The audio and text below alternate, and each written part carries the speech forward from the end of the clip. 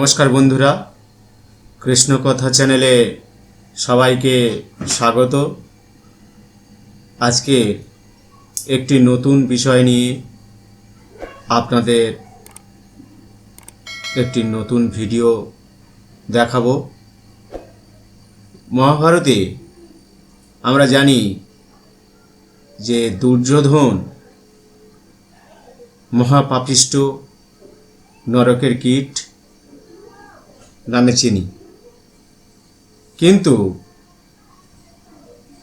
স্বর্গ আরোহণ পর্বে যখন যুধিষ্ঠির স্বর্গে গেলেন, গিয়ে দেখলেন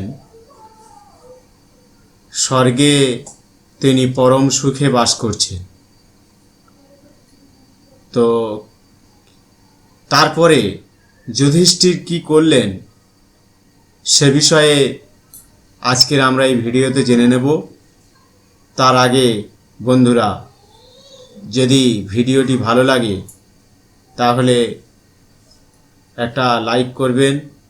পরবর্তী এইরকম ভিডিও পাওয়ার জন্য চ্যানেলটি সাবস্ক্রাইব করবেন এবং নোটিফিকেশন বেল আইকনটি অন করে দেবেন। শুরু করছি আজকের আলোচ্য বিষয়। স্বর্গে গিয়ে যুধিষ্ঠির কি দেখলেন ও তারপর কি করলেন। স্বর্গে গিয়ে যুধিষ্ঠির দেখলেন দুর্যোধন সেখানে পরম সুখে বাস করছে, আর তাই দেখে যুধিষ্ঠির বললেন, দুর্বৃত্ত দুর্যোধনের সঙ্গে আমি বাস করব না, আমি ভাইদের কাছে যাব।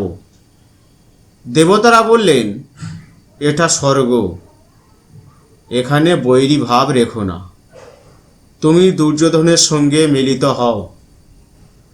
যুধিষ্ঠির কিঞ্চিত রুষ্ট হয়ে বললেন, যার জন্য পৃথিবী উচ্ছন্নে গেছে, ক্ষত্রিয় কুল ধ্বংসপ্রাপ্ত হয়েছে, সেই অধর্মচারী দুর্যোধনও যদি স্বর্গসুখের অধিকারী হয় তবে আমি সে স্বর্গ চাই না।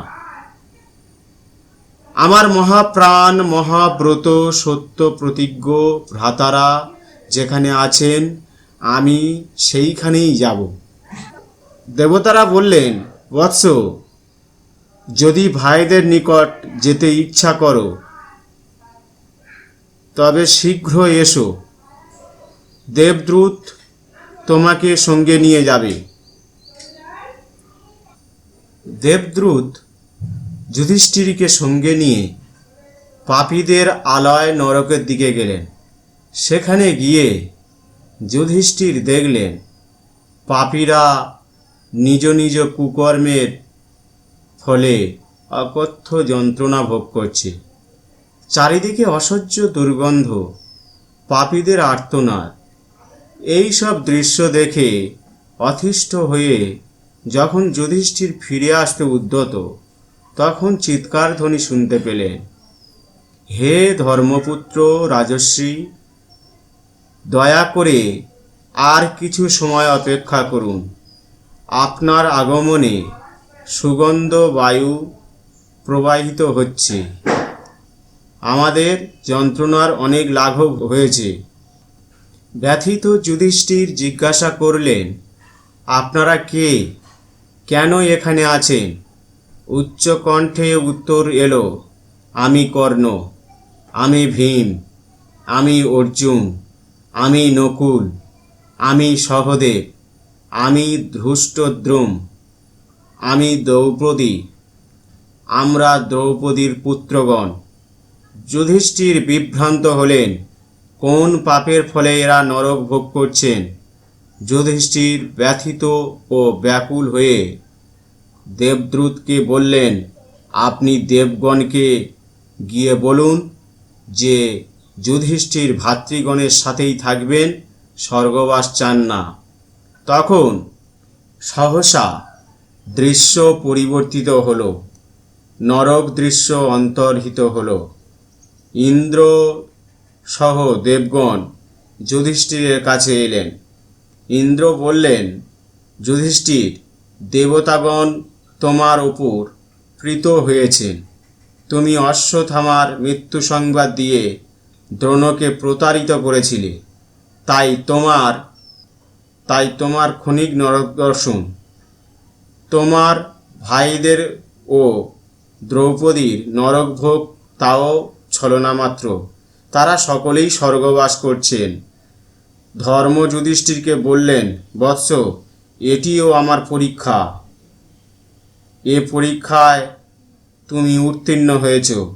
তোমাকে ধর্ম থেকে বিচলিত করা অসাধ্য। তুমি এতক্ষণ যা দেখেছ তা সত্য নয়, ইন্দ্রের মায়া। অতঃপর যুধিষ্ঠির দেব নদী আকাশগঙ্গায় স্নান করে মনুষ্য ভাব থেকে মুক্ত হলেন। নমস্কার বন্ধুরা,